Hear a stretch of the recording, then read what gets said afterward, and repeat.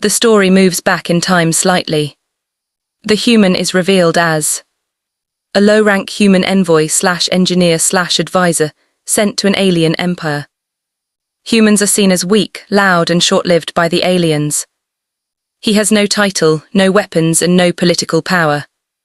Many aliens dislike his presence. He should be the last person a royal child would trust. The alien princess is strong, proud, and feared. Her child is different. Quiet, curious, sensitive to emotions.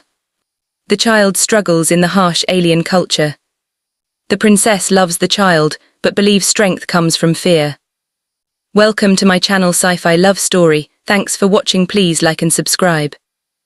The royal hall of the Valerian Empire had never been so silent. It was a vast chamber made of black crystal and living metal, tall enough to swallow a human city tower. Light flowed along the walls like slow liquid stars. Alien nobles filled the rising platforms on both sides, their armored bodies still, their many eyes focused on the center of the hall. At the very center stood a single human. He was small compared to everyone else. No armor. No weapons. No rank markings. Just a plain uniform worn at the edges. Around him, elite guards held energy spears pointed forward. One command was all it would take for the human to disappear forever. The queen of the Valerian Empire sat upon her floating throne, high above the hall.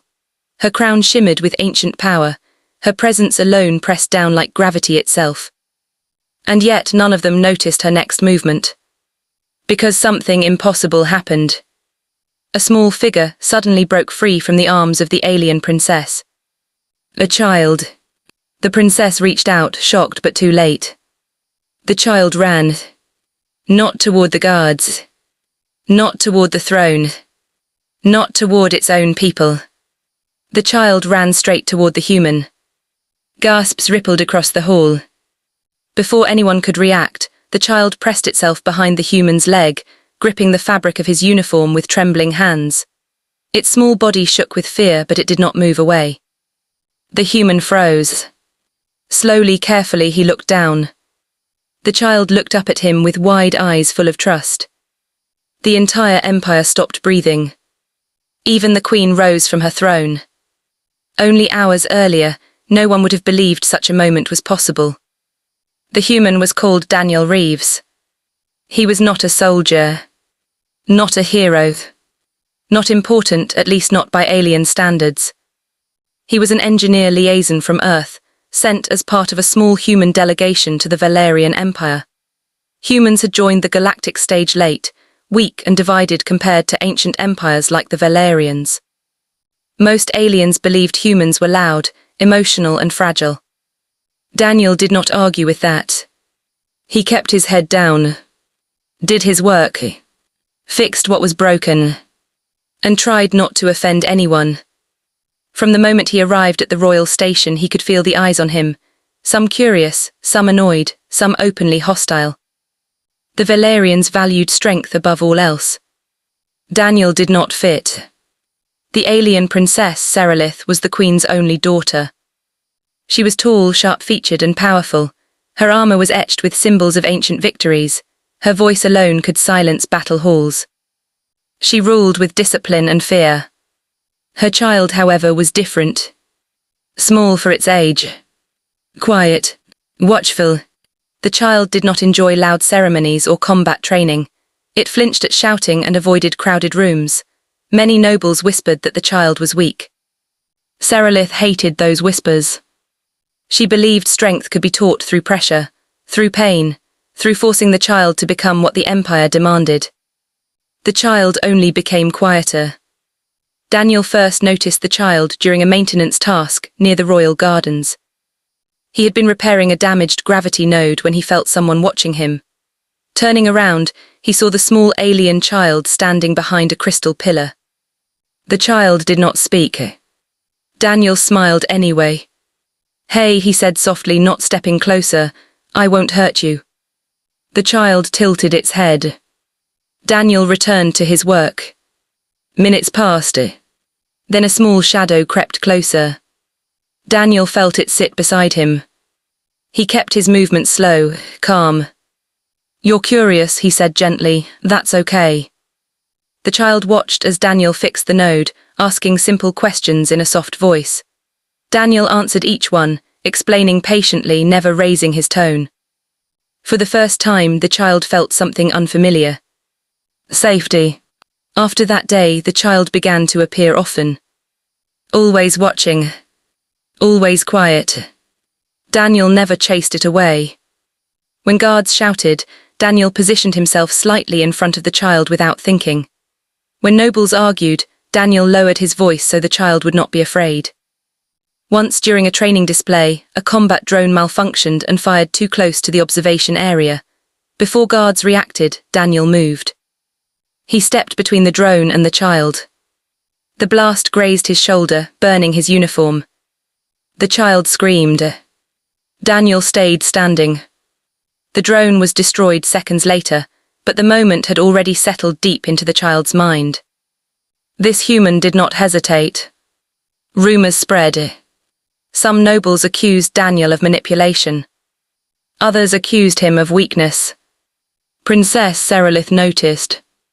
She watched as her child began seeking the human's presence instead of her own guards.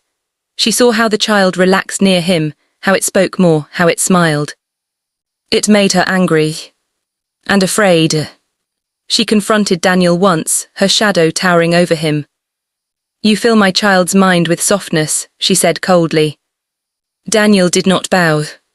He did not raise his voice. I just listen, he replied. Everyone deserves that. Serelith turned away, unsettled. The queen, however, was not blind. She ordered a formal inquiry. The human would be judged before the throne. That was how Daniel ended up standing alone in the royal hall. He had been told to explain himself. Explain why the royal child favored him. Explain why alien guards hesitated around him. Explain why fear did not follow him. Daniel stood straight, though his heart pounded. He knew one wrong word could end everything. The queen's voice echoed. Human, she said, step forward. Daniel obeyed. That was when the child ran. Now, in the present moment, Daniel stood frozen as the small alien child clung to him.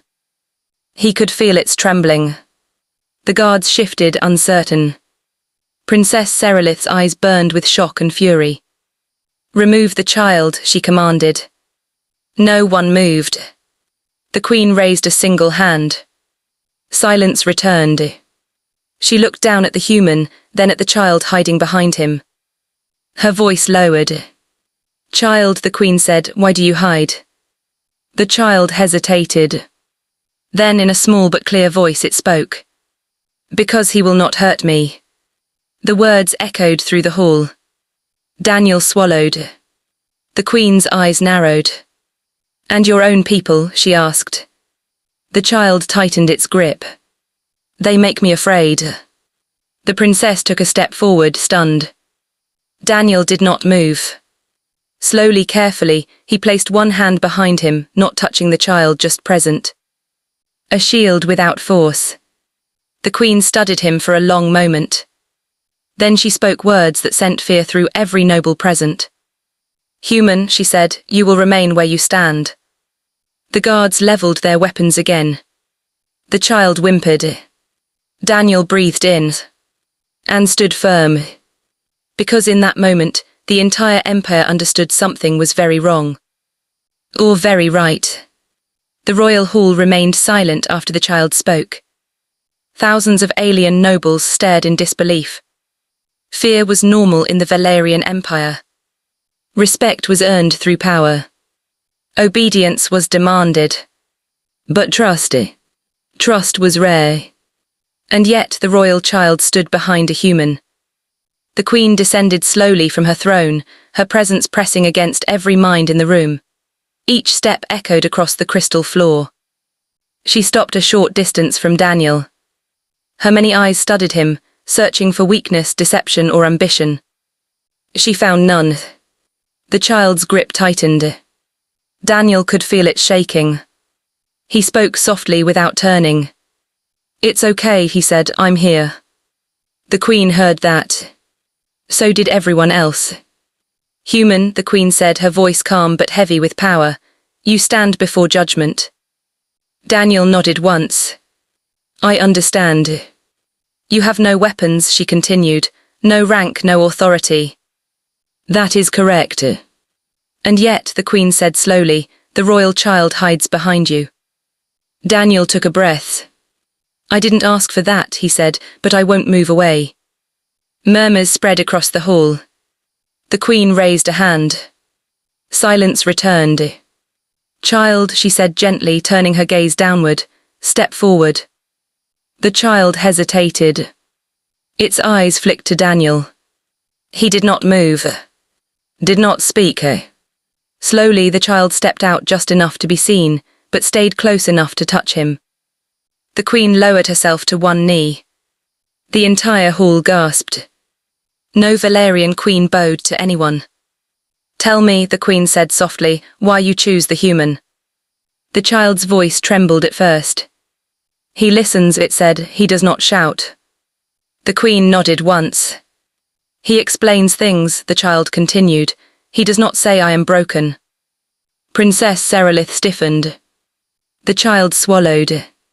When others train me, they tell me to be strong, the child said. When I fail, they are angry. The child looked up at Daniel.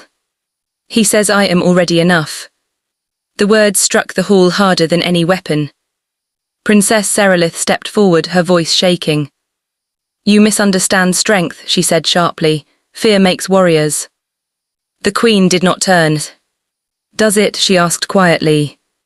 Serelith froze. The Queen stood and faced her daughter. Look at your child, the Queen said. Do you see strength? Serelith looked. She saw trembling hands, fearful eyes. And still the child stood. Not running. Not hiding anymore. Standing. I see weakness, Serelith said, though her voice lacked certainty. The Queen turned back to Daniel. Human, she said, why do you protect what is not yours? Daniel answered without hesitation. Because someone should. The Queen narrowed her eyes. You gain nothing from this. Daniel nodded. That's true. Power, the Queen asked. No. Influence. No. Fear. Daniel almost smiled. No. The Queen studied him again. Then why? Daniel's voice was steady. Because when someone is afraid and you can help, you help. Silence fell again. This time it felt different. The Queen turned to the nobles. Tell me, she said, how many of you would stand unarmed before royal judgment for a child not of your blood? None answered. How many of you, she continued, would take a weapons blast for one you were ordered not to care for? Still no answer. The Queen exhaled slowly. That, she said, is why humanity troubles this empire. Murmurs rose. She raised her voice. Long before humans stood here, another empire faced collapse, war, hunger, chaos. She looked at Daniel. Humans arrived with ships smaller than ours, weapons weaker than ours. She paused. They defended refugee worlds, fed enemies, healed those who once hunted them. The nobles shifted uncomfortably. And when they were offered rule, the Queen said, they refused. Daniel listened quietly. They left, the Queen continued, leaving stability behind them. She turned back to the hall. That is not weakness, she said, that is restraint. Princess Serelith clenched her fists. You fear them, she accused. The Queen nodded. Yes. The hall stirred. We fear humans, the Queen said clearly, because they do not need permission to be moral. She turned to Daniel again. Human, she said, if I order you to step away, what will you do? Daniel looked down at the child. The child looked back.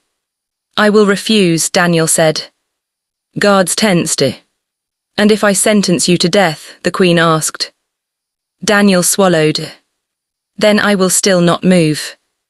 The Queen stared at him. Then slowly she smiled. Enough. She turned to the guards. Stand down. Weapons lowered. The tension broke like a storm ending. Princess Serelith looked lost. Her child walked toward her. Slowly. Carefully. I am not weak, the child said. I am afraid, but I stand anyway. Serelith knelt. For the first time in her life. I tried to make you strong, she said quietly. The child placed a hand on her armor. I know, it said, but I needed you to listen. Serelith closed her eyes. I will learn, she whispered. The Queen raised her voice one final time. Daniel Reeves of Earth, she declared, you are cleared of all accusations. She paused. Furthermore, humanity shall no longer be considered a lesser voice within this empire. Gasps filled the hall. Daniel bowed his head slightly. The child stepped back to his side. Not hiding this time. Standing proudly. As Daniel was escorted out, nobles parted to make way. Not out of fear. Out of respect. The Queen watched him go. And spoke words that would echo across the galaxy. A species that protects the weak without being asked, she said, will one day protect us all. End.